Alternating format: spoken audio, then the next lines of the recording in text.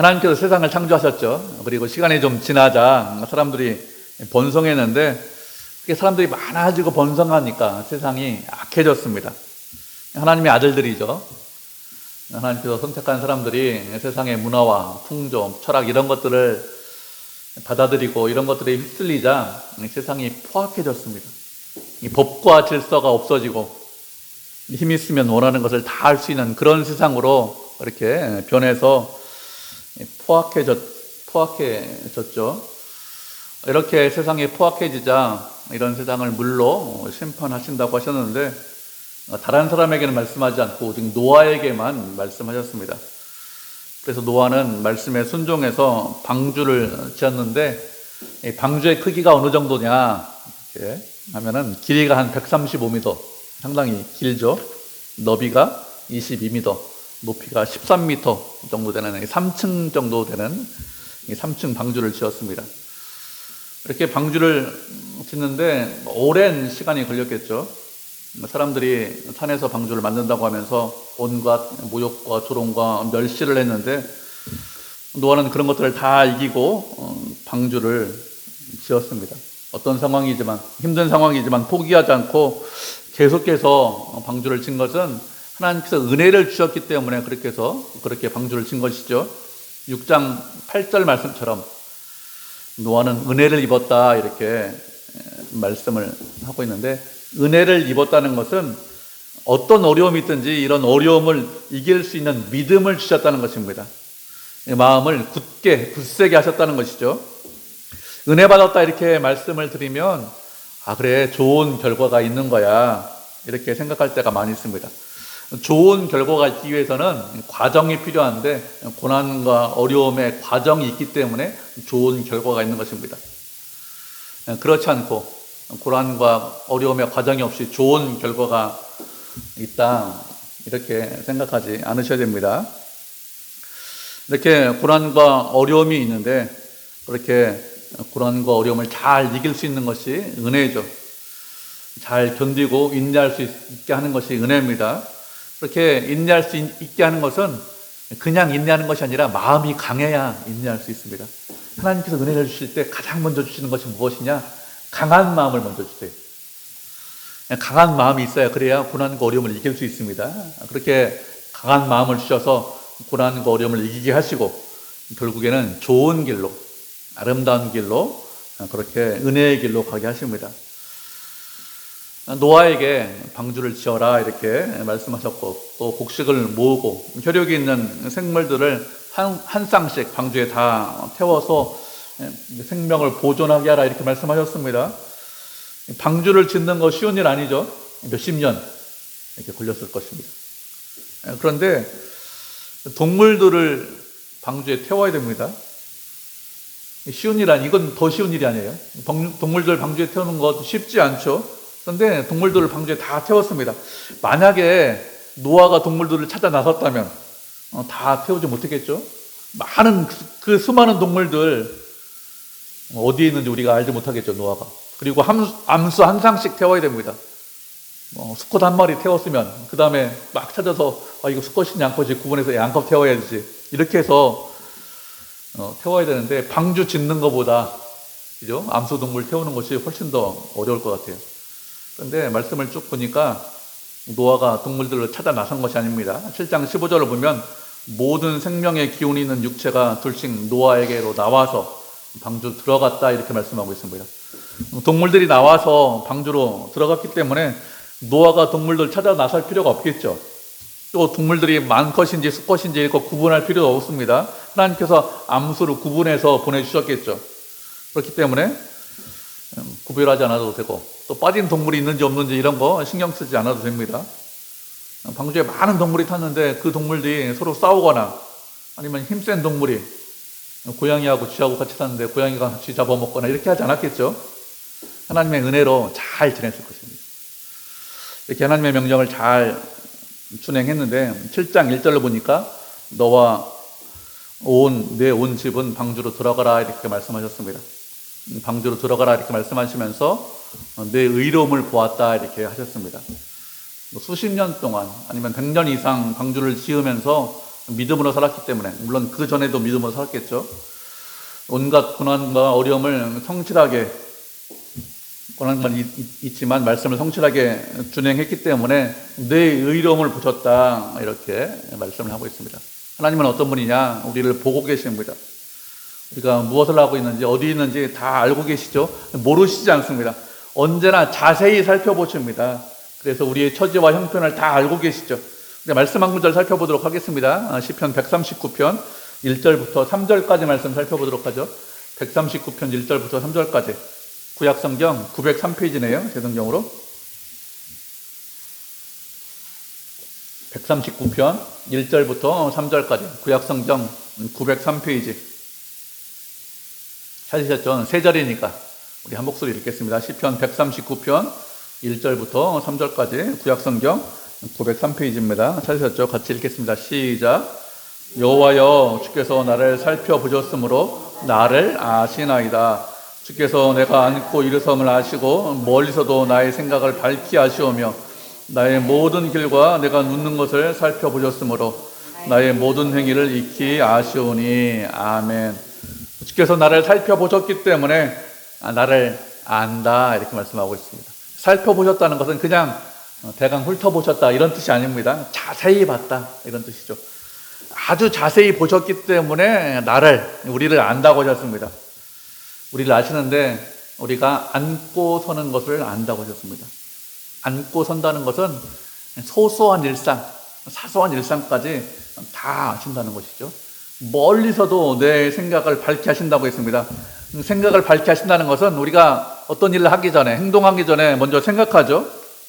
그래서 그 일을 하는 의도가 무엇인지, 동기가 무엇인지, 목적이 무엇인지, 이런 것들도 다 아신다는 거예요. 내 모든 길과 눕는 것을 살펴보셨다고 했습니다. 모든 길과 눕는 것을 살펴보셨다는 것은 모든 길, 내가 열심을 내서 땀 흘려서 일하는 것도 살펴보셨고, 눕는 것, 쉬는 것도 보셨다는 것이죠. 우리의 일상도 보시고, 땀 흘리고 열심을 내고 내가 하고 싶은 거 막 일하는데 그것도 보시고, 그렇게 일하다가 쉬기도 하죠.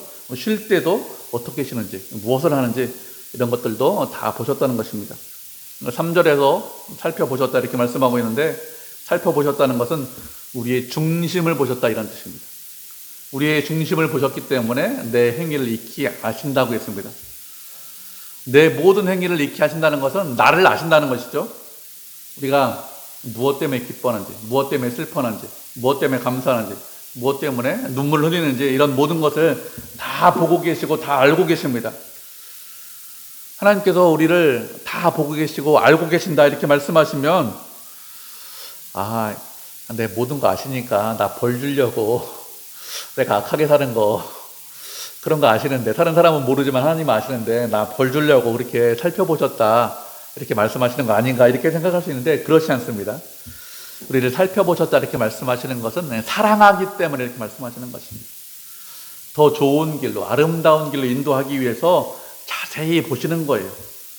살펴보지 않으면, 자세히 보지 않으면 이 선한 길로 인도하지 못하겠죠. 사랑하시기 때문에, 은혜 주시려고, 그래서 자세히 우리의 마음 중심을 자세히 보시는 것입니다. 책망하기 위해서, 벌을 주기 위해서 보시는 것이 아닙니다. 세밀하게, 그죠? 우리가 낙심하지 않고 실망하지 않고 잘 그렇게 인도하기 위해서 그렇게 하시는 것이죠. 노아도 뭐라고 말씀하고 있죠? 의로움을 보셨다고 했어요. 의로움을 보셨다는 것은 노아가 아무런 죄도 안 졌다, 이런 뜻 아니겠죠? 죄인인데 내 죄를 봤다, 악한 것을 봤다, 이런 것이 아니라 의로움을 보셨다고 했습니다. 노아의 선한 것, 아름다운 것, 좋은 것들을 보셨습니다. 우리를 사랑하시기 때문에 그렇습니다. 우리의 좋은 것들을 보시기 위해서 살펴보셨다고 하는 것이죠. 이렇게 의로움을 보셨다고 했는데, 이런 의로운 노아에게 7절 후가 되면 비가 내릴 것이고, 7일 후가 되면 비가 내릴 것이고, 그리고 땅에 있는 모든 생물을 다 썰어버릴 것이니 가축이나 그리고 생물들을 다 태우고 가족도 다 태워라, 이렇게 말씀하셨습니다. 노아는 말씀을 듣고 말씀에 준행해서 짐승들과 함께 방주에 탔죠. 이렇게 노아가 방주에 탔는데, 언제 방주에 탔느냐? 600살 되던 해에 방주에 들어갔습니다. 방주에 들어간 이후에 7장 10절을 보니까 7일 후에 홍수가 임했다고 했어요. 7일 후에 홍수가 임한 것은 4절에서 이미 말씀하셨습니다. 7일 후에 홍수가 임할 것이다 이렇게 말씀하셨는데 그 말씀 그대로 7일이 되니까 홍수에 임했습니다. 홍수가 임했죠. 이렇게 노아가 방주에 들어갔는데 16절을 보면 누가 방주의 문을 닫았다고 했죠? 7장 16절을 보면 하나님께서 방주의 문을 닫으셨다 이렇게 말씀을 하고 있습니다. 노아가 방주의 문을 닫았다 이렇게 말씀하고 있지 않고 하나님께서 방주의 문을 닫으셨습니다. 7일이 지나자 하나님께서 닫으셨는데 하나님께서 그 문을 닫으셨기 때문에 열 수 있는 사람이 있을까요? 아무도 없겠죠. 한번 문을 닫으면 열 수 있는 사람이 없습니다. 반대로 문을 여시면 닫을 수 있는 사람도 없습니다. 아무리 우리가 훌륭하고 뛰어나도 하나님께서 하시는 일에 대해서 회방할 수 없습니다. 참여할 수 없습니다. 관여할 수 없습니다. 도와줄 수 없습니다. 세상에 있는 모든 일들 힘있고 능력 있는 사람들의 손에 있는 것처럼 보이죠. 그렇지만 실제로는 그렇지 않습니다. 하나님께서 계획하신 대로 하나님의 뜻대로 이루어집니다. 사람은 어떻게 하지 못해요. 문을 닫으면 열지 못합니다. 하나님께서 방주의 문을 닫으셨기 때문에 열 수 있는 사람이 아무도 없어요. 노아도 못 열어요. 이렇게 방주의 문이 닫히고 비가 내렸는데 40일 동안 비가 내렸다고 했습니다. 40주 동안 쉬지 않고 계속해서 비가 내리면 어떻게 될까요? 완전히 세상이 물에 잠기겠죠. 요즘은 장마 시즌이라 며칠 전에 1시간 동안 비 왔는데 여기저기 잠겼다. 그리고 1시간 동안 비 오니까 어떻게 됩니까? 강물이 넘친다 이렇게 문자 받으셨죠? 그런데 쉬지 않고 40일 동안 비가 왔습니다. 그렇기 때문에 온 지면에 물이 가득하고 산봉우리들도 다 물에 잠기게 되었습니다. 이렇게 물에 가득하자 모든 지면에 있던 생물들이 다 죽었겠죠. 모든 지면에 있는 생물들이 다 죽었지만 노아가 만든 방주는 물 위에 뜨게 되었습니다. 그리고 방주가 물 위에 뜨니까 방주에 있는 노아 가족들 그리고 그 안에 있던 생물들은 죽지 않고 다 살았습니다. 하나님께서 물로 세상을 심판하셨습니다. 그런데 이렇게 물로 심판하신 것에 관해서 또다시 무엇이라고 말씀하셨습니다. 무엇이라고 말씀하셨는지 우리가 말씀을 살펴보도록 하겠습니다. 베드로전서 3장 20절, 21절 말씀입니다. 신약성경 380페이지 베드로전서 3장 20절, 21절 말씀 우리 두 절이니까 한 목소리로 살펴보도록 하겠습니다. 베드로전서 3장 20절, 21절 말씀 신약성경 380페이지 찾으셨죠? 두 절이니까 우리 한 목소리 읽겠습니다. 시작. 그들은 전에 노아의 날 방주를 준비할 동안 하나님이 오래 참고 기다리실 때에 복종하지 아니하던 자들이라. 방주에서 물로 말미암아 구원을 얻은 자가 몇 명뿐이니 겨우 8명이라. 물은 예수 그리스도께서 부활하심으로 말미암아 이제 너희를 구원하는 편이 곧 세례라. 이는 육체의 더러운 것을 제하여 버림이 아니요 하나님을 향한 선한 양심의 간군이라. 아멘. 노아가 방주를 준비할 동안에 하나님께서 오래 참고 인내하셨다고 했습니다. 수십 년, 길게는 120년 그 정도 인내하셨고 그 전에 그죠? 에녹 때부터 900년 이상 그렇게 참고 기다리셨는데 그 당시 사람들이 하나님의 말씀을 듣지 않았습니다. 홍수에 살아남은 사람 누구냐? 노아 8식구 말고는 아무도 살아남지 못했습니다. 이런 홍수에 대해서 물은 너희를 구원하는 편이 곧 세례라고 했습니다. 하나님께서 물로 세상을 심판하셨는데 이것이 세례라 이렇게 말씀하셨습니다. 그리고 세례를 받는 것은 육체의 더러움을 제하기 위해서 세례받는 것이 아니라고 했습니다. 세례받는 이유가 무엇이냐? 하나님을 향한 선한 양심의 간구라고 했습니다. 세례받을 때 여러분 세례 받아보셨죠? 어떻게 세례받습니까? 물을 머리 위에 뿌리기도 하고 우리 교단은 그렇게 안 하는데 다른 교단은 물속에 들어갔다 나오기도 합니다. 이 세례가 이렇게 상징적인 표인데 세례는 다 뭘로 줍니까? 물로 세례를 줘요. 사람이 계속해서 물속에 있으면 어떻게 될까요? 죽겠죠? 그런데 세례받은 사람은 물속에 계속해서 있는 것이 아니라 물 밖으로 나옵니다. 세례는 두 가지를 다 보여줍니다. 물속에 있으면 어떻게 된다고요? 죽고 물 밖에 나오면 산다는 것을 보여주고 있습니다. 심판과 구원을 보여주고 있습니다. 노아 홍수 사건도 마찬가지입니다. 심판과 구원을 보여주는 세례와 동일한 사건이다, 이런 뜻입니다. 물속에 있는 사람들 다 죽었습니다. 이 물 밖에 있던 사람들, 방주에 있던 사람들은 죽지 않고 살았습니다. 세례를 받아서 물 밖에 나온 사람들은 산다는 뜻입니다. 우리가 죽지 않고 사는 이유가 무엇이냐? 예수님께서 부활하셨기 때문에 부활으로 말미암아 죽지 않고 산다고 했습니다. 예수님께서 부활하셨기 때문에 우리가 사는데, 그죠? 그리스도 안에 있기 때문에 죽지 않고 사는 것이죠. 노아가 방주 안에 있었기 때문에 죽지 않고 산 것처럼 우리도 그리스도 안에 있기 때문에 죽지 않고 사는 것이죠. 그리고 세례는 하나님을 향한 양심의 간구라고 했습니다. 그냥 세례 받을 때 몸을 물로 씻고 나오는 것이 아니라 하나님 앞에서 청결한 양심이다, 이것을 인정받는 것이 세례라고 했습니다. 세례를 받는데 누가 세례 받습니까? 예수님을 믿는 사람들이 세례 받아요. 믿지 않는 사람들이 세례 받을까요? 그렇지 않죠. 믿는 사람들이 세례 받습니다. 세례를 받는 것은 그리스도를 믿는다는 외형적인 표지예요. 사인입니다. 내가 그리스도를 믿어. 그런데 눈으로 볼 수 있는 것이 뭐죠? 세례 받았다는 것입니다. 그렇기 때문에 세례 받은 사람들, 어떤 사람들입니까? 믿음이 있는 사람이죠. 믿음 있는 사람 어떤 사람이죠? 하나님께서 의롭다고 하셨기 때문에 믿음이 있는 것이고 그 영혼이 정결하게 되었다는 것이죠. 행위가 아닙니다. 행위가 아니라 믿음이죠. 노아 홍수 사건에 대해서 세례다 이렇게 말씀하신 것은 우리가 구원받는데 무엇으로 구원받는다는 것을 말씀하고 있죠. 우리가 구원받는데 믿음으로 구원받는다는 것을 말씀하기 위해서 이 말씀을 하는 것입니다. 하나님께서 오래 참으실 동안 사람들이 하나님의 말씀을 믿지 않았습니다. 그 당시 많은 사람들, 홍수가 있다, 심판이 있다 이렇게 이야기했지만 믿지 않았어요. 그 당시 많은 사람들 어떻게 했습니까? 말씀을 믿지 않고 시집가고 장가가고 자신들이 할 일만 했습니다. 그런데 노아는 심판을 준비했습니다. 주님의 말씀을 믿었기 때문에 구원받았죠. 세상 끝날도 그렇다고 했습니다. 예수님께서 오신다고 했죠. 그런데 사람들이 그 말을 믿지 않고 시집가고 장가가고 자신들이 할 일만 한다고 했습니다. 그런 사람들은 구원받지 못하죠. 예수님께서 다시 오신다는 말씀을 믿고 믿음으로 준비한 사람들만 구원받습니다.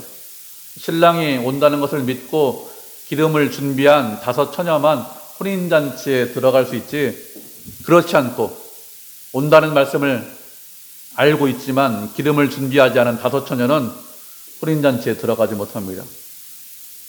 그 당시나 지금이나 세상을 심판하신다, 예수님께서 다시 오신다 이렇게 분명히 말씀하셨지만 세상에 있는 많은 사람들이 믿지 않았습니다. 그렇게 믿지 않은 사람들이 대부분이에요. 대부분 사람들이 그렇게 산다고 그것이 옳은 삶이고 바른 삶이냐? 그렇지 않죠. 옳고 그름은 사람이 판단하지 않습니다. 누가 판단할까요? 하나님께서 판단하십니다. 모든 것이 하나님의 뜻대로 돼요. 홍수가 있다, 심판이 있다, 하나님의 뜻대로 됐습니다. 하나님께서 말씀하신 그대로 행하십니다. 우리는 어떻게 되죠? 하나님을 믿고 그 말씀을 믿고 믿음으로 살면 됩니다. 믿음으로 산 노아 구원받았습니다. 믿음으로 살면 우리도 노아처럼 구원받아요. 그래서 홍수가 세례다 이렇게 말씀을 하고 있는 것입니다. 믿음으로 살면 동일하게 구원받기 때문에, 믿음으로 세례 받았기 때문에 이렇게 말씀을 하고 있는 것이죠. 이렇게 비가 40일 동안 와서 물이 차오르고 모든 산봉우리가 물에 잠겼는데 8장 1절을 보면 하나님께서 어떻게 하고 계십니까?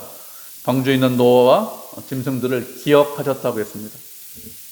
기억하셨다 이렇게 말씀하고 있기 때문에 잠시 잠깐 잊어버리고 있다가 갑자기 머릿속에서 떠올랐다 이렇게 생각할 수 있는데, 기억하셨다는 것은 그런 뜻이 아닙니다.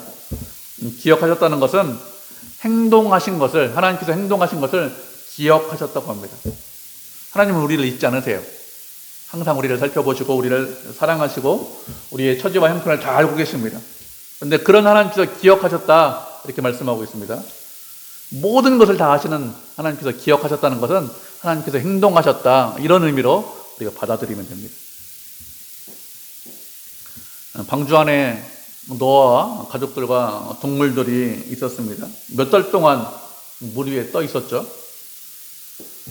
방주에 있는 동안 몇 달 동안 떠 있었는데 땅 위에 있는 모든 짐승들은 다 죽었습니다.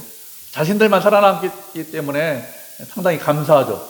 그런데 다른 한편으로는 자신들만 있기 때문에 상당히 고독합니다. 몇 달 동안 떠 있었어요. 그런데 물 밖의 상황은 전혀 알지 못합니다. 홍수가 있고 배가 물 위에 떠 있고 그리고 그냥 배가 이리저리 방주가 이리저리 표류하고 있다는 것을 알고 있는데 이 상황이 언제까지 계속될까요? 알지 못하죠. 배 안에 있으면서. 이런 상황인데 하나님께서 이들을 기억하셨다고 했습니다. 이들을 위해서 행동하셨습니다. 하나님께서 이들을 기억하신 것은 노아가 기도했기 때문에 기억하신 것이 아니죠. 기도하기 이전에, 간구하기 이전에 어떻게 보면 노아는 무엇을 구해야 되는지 알지 못하는 그런 상황인데 하나님께서 먼저 이들을 기억하셨습니다. 하나님께서는 우리가 무엇을 구해야, 기도해야, 그래야 움직이시는 그런 분이 아닙니다. 간구하기 이전에, 기도하기 이전에 우리의 필요를 다 알고 계십니다. 우리는 상황을 정확하게 파악하지 못하기 때문에 무엇이 필요한지, 무엇을 구해야 되는지 잘 알지 못할 때가 훨씬 더 많아요. 그럴 때도 어떻게 하신다고요? 우리를 위해서 행동하십니다. 우리를 위해서 행하셔요. 왜 그렇죠? 우리를 사랑하기 때문에 그렇습니다. 주님은 은혜와 사랑이 많으십니다. 그래서 기억하시고, 우리를 기억하시고 행하시죠. 이렇게 노아를 기억하시고 행동하셨는데 땅 위에 바람이 불게 하심에 물이 줄었다고 했습니다. 창세기 1장에 보니까 하나님께서 세상을 창조하신 것에 관해서 말씀하고 있죠. 땅이 혼돈하고 공허한데 흑암이 깊음 가운데 있고 하나님의 영이 수면 위에서 운행하셨다 이렇게 말씀을 하고 있습니다. 하나님의 영이다 이렇게 말씀하고 있는데 창세기 1장에 보면 이 바람이란 단어와 동일한 단어를 사용을 하고 있습니다. 히브리어 단어는 바람이 수면 위에서 불고 있다 하고 있는데 단순히 바람이 불었다 이런 의미가 아니라 하나님의 영이 수면 위에서 운행하고 있다 이런 뜻입니다. 하나님의 영이 수면 위에서 운행하자 점점 물이 줄어들고 방주는 아라랏산에 머물고 방주 주변에 있는 산봉우리들이 보였습니다. 이렇게 방주가 산에 걸리고 물이 줄어들고 산봉우리가 보인 것은 바람이 불었기 때문에 이렇게 된 것이죠. 근데 그냥 바람이 부는 것이 아니라 성령 하나님께서 운행하셨기 때문에 이렇게 된 것입니다. 하나님께서 세상을 물로 심판하셨어요. 세상에 아무것도 남지 않았습니다. 세상이 공허하고 혼돈한 상태가 됐죠. 그런데 성령 하나님이 운행하시자 어떻게 되었는가 하면 공허하고 혼돈한 세상이 점점 모습을 드러내고 있습니다. 이렇게 말씀하시는 이유가 무엇일까요? 이렇게 말씀하시는 것은 하나님께서 세상을 다시 창조하신다는 것을 말씀하기 위해서 이렇게 말씀을 하고 있는 것입니다. 홍수로 모든 것을 다 쓸어버렸습니다. 그래서 아무것도 남지 않았습니다. 그래서 세상이 끝났다. 이렇게 말씀하고 있는 것이 아니에요. 하나님께서는 노아와 그 가족들과 그 짐승들을 통해서 새로운 세상을 창조하고 계신 것이죠. 내가 너와 네 자손을 구원하겠다. 이렇게 언약을 맺으셨는데, 약속하셨는데, 그 약속대로 노아와 그리고 그 후손과 그 가족들을 구원하기 위해서 그래서 세상을 새롭게 만들고 있는 것입니다. 이렇게 하나님은 홍수를 통해서 다 멸하는 것으로 끝나는 것이 아니라 세상을 다시 창조하셨습니다. 이렇게 물이 줄어들자 물이 얼마나 줄었는지 알아보기 위해서 노아가 창문을 열고 까마귀를 내보냈습니다. 까마귀를 내보냈다는 것은 어느 정도 좀 물이 말랐다는 것이죠.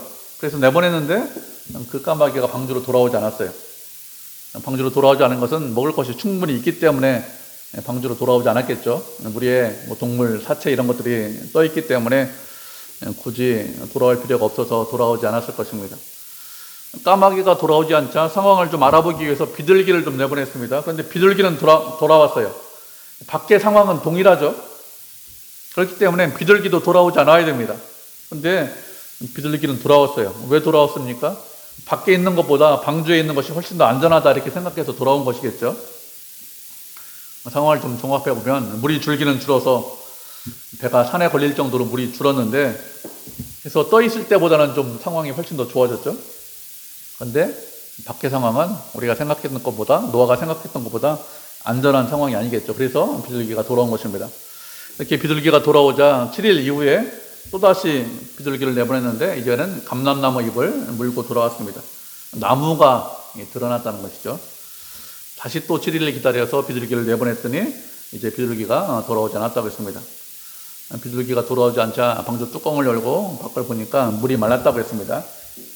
이렇게 노아는 이 밖에 있는 상황을 좀 알아보기 위해서 까마귀와 비둘기 이런 것들을 내보내서 상황을 파악을 하고 있습니다. 방주가 산에 걸렸구나 이것만 생각하고 물이 젖었다, 물이 좀 마르고 있다 이렇게만 생각해서 밖으로 나가지 않았습니다. 방주가 산에 걸린 것만 생각하고 밖으로 나갔다면 어려움을 많이 좀 겪었겠죠. 상황이 좋아지긴 했지만 생각한 것만큼, 너가 원하는 것만큼 그렇게 상황이 좋아진 것이 아닙니다. 그러니까 어떤 것을 판단하려고 하면은 여러 가지를 종합해서 판단하고 파악해야 됩니다. 한 가지만 가지고 파악하면 그러면 잘못 판단할 수 있죠. 그렇기 때문에 여러 가지를 생각을 해야 됩니다. 이렇게 땅 위에 물이 거쳤는데 그런데 노아는 어떻게 하고 있습니까? 방주에 계속해서 머무르고 있어요. 계속해서 머무르고 있는 이유가 무엇이냐? 땅이 아직 마르지 않았기 때문에 그렇게 머물고 있는 것이죠. 칠퍽칠퍽 했겠죠. 물은 다 없어졌지만. 땅이 단단해야 그래야 생활할 수 있기 때문에 마를 때까지 기다렸습니다. 그리고 15절을 보니까 하나님께서 노아에게 이제 방주 밖으로 나가라 이렇게 말씀하십니다. 그러자 노아가 말씀을 듣고 방주 밖으로 나왔습니다. 노아는 어떻죠? 물이 말랐다는 거 이미 다 알고 있습니다. 그런데도 방주 밖으로 나가지 않았습니다. 방주 밖으로 나와라 이렇게 말씀하시자 그때 나갔습니다. 노아가 왜 이렇게 할까요? 이렇게 하는 이유는 말씀대로 하는 것이 가장 중요하고 가장 안전하기 때문에 이렇게 하는 것이죠. 우리는 하나님께서 어떤 계획을 갖고 계신지, 하나님의 뜻이 어디에 있는지 이런 것들을 잘 모릅니다. 그렇기 때문에 눈에 보이는 것만 가지고 판단하는 것이 아니라 말씀대로 해야 되겠죠. 말씀대로 하는 것이 가장 안전합니다. 가장 중요합니다. 우리의 판단보다, 우리의 경험보다, 우리의 지식보다 하나님의 말씀이 훨씬 더 우선이죠. 그렇기 때문에 말씀대로 할 때 가장 안전하고 가장 중요한 일들을 할 수 있죠. 말씀대로 하면 큰 문제가 일어나지 않습니다. 대부분 문제가 일어나는 이유가 무엇이죠? 순종하지 않기 때문에. 우리가 말씀대로 행하지 않기 때문에 우리 인생 가운데 고난과 어려움이 오는 경우가 많이 있습니다. 물론 순종에도 오는 경우가 있어요. 그건 하나님께서 일부러 주시지만 그렇지 않고 내가 고난을 자초하는 경우는 말씀에 순종하지 않기 때문에 그렇습니다. 이렇게 노아가 말씀에 순종해서 밖으로 나왔는데 노아에게 생육하고 번성을 하고 있습니다. 이 말씀은 창세기 1장에서 아담에게 하신 말씀이죠. 생육하고 번성하고 땅에 충만하고 정복하고 다스려라 이렇게 말씀하셨는데 이 말씀을 또다시 노아에게 또 말씀하고 있습니다. 이 말씀을 또다시 하는 것은 노아를 통해서 새로운 세상을 만들겠다 이렇게 말씀하고 있는 것이죠. 아담을 통해서 세상을 만드셨는데 땅 위에 있는 많은 사람들 다 심판받았고 이제 노아만 남았는데 노아 가족들을 통해서 새로운 세상을 만들려고 생육하고 번성하라 이렇게 말씀하셨습니다. 이렇게 노아와 짐승들이 방주 밖으로 나왔는데 노아가 방주에 얼마 동안 있었느냐? 1년 2개월 동안 방주에 있었습니다. 그렇게 1년 2개월 만에 방주 밖으로 노아가 나와서 맨 처음에 한 일이 무엇이냐? 20절을 보니까 번제를 드렸다고 했습니다. 노아가 가장 먼저 한 일이 무엇이냐? 하나님께 예배드리는 일을 가장 먼저 했습니다. 방주에서 1년 2개월 동안 갇혀있다가 나왔기 때문에 하고 싶은 일 많이 있었겠죠. 그런데 가장 먼저 한 일이 무엇이냐? 예배드렸습니다. 하나님께서 은혜 주셔서 그래서 노아 가족들, 노아 그리고 동물들이 살았습니다. 은혜가 아니면 노아도 멸망당했겠죠. 죽었을 것입니다. 그런데 은혜 때문에 살았습니다. 이렇게 은혜 받은 사람들이 가장 먼저 해야 될 일이 무엇일까요? 가장 먼저 할 일이 예배 드리는 것입니다. 예배 드리는 거 우리 소중하게 생각하셔야 됩니다. 예배 드리는 거 아주 중요하게 생각하셔야 됩니다. 예배 드리는 거 인간적인 관점으로 보면 별로 유익이 없어요. 예배 드린다고 경제적으로 우리가 부유하게 되느냐? 그렇지 않습니다. 예배 드린다고 어떤 다른 건강에 유익이 있고 다른 어떤 유익이 있느냐? 눈에 보이는 유익이 전혀 없습니다. 그래서 인간적인 관점으로 보면 별로 중요하지 않아. 빠져도 별 문제 없어. 안 드려도 별 문제 되지 않아. 이렇게 생각할 수 있는데 그렇지 않습니다. 소중하게, 중요하게 생각하셔야 됩니다. 하나님께서는 당신을 참되게 예배하는 그런 예배자를 찾으신다고 했죠. 그리고 하나님께서 당신을 높이고 섬기는 방법으로 정해주신 것이 무엇이냐? 그것이 예배입니다. 하나님을 사랑합니다. 하나님을 높일 수 있습니다. 여러 가지 방법으로 하나님을 사랑할 수 있고 높일 수 있는 방법이 많이 있어요. 그런데 특별하게 정하신 것이 무엇이냐? 예배를 통해서 사랑하고 섬기고 높이라고 그렇게 정해 주셨기 때문에 우리가 예배를 소중하게 생각하고 그리고 잘 드리려고 그렇게 해야 됩니다. 특별히 어떤 사람들이요? 은혜 받았던 사람들이 은혜 받았으면 하나님의 은혜 가운데 있다면 그러면 가장 우리가 소중하게 생각해야 되는 것이 예배죠. 노아도 가장 먼저 감사 예배를 드렸습니다. 주님의 은혜와 사랑이 감사해서 이렇게 예배를 드렸는데 이렇게 예배를 드리자 하나님께서 예배를 받으시고 말씀하시기를 사람으로 말미암아 땅을 저주하지 않겠다고 했습니다. 이렇게 하시는 이유가 무엇이냐? 사람이 계획하는 것이 어려서부터 악하기 때문에 이렇게 말씀하시는 것이죠. 물로 그렇게 심판하셨는데 더 이상 물로 심판하지 않겠다는 것이죠. 이렇게 말씀하시는 이유가 무엇이죠? 인간이 부족하고 악하다는 것을 아시지만 그래도 계속해서 은혜를 베푸시겠다는 것입니다. 우리의 죄보다 인간의 죄보다 하나님의 은혜가 훨씬 더 크다 이런 뜻입니다. 만약에 공의로 심판하신다고 하면 살아남을 수 있는 사람이 아무도 없겠죠. 노아 시대 때 물로 심판하셨는데 그때 심판받은 사람들보다 내가 그들보다 좀 덜 악하다, 괜찮은 사람이다 이렇게 생각하지 않으시죠? 그 사람들이 죄진 거나 우리가 죄진 거나 비슷합니다. 다 죄인입니다.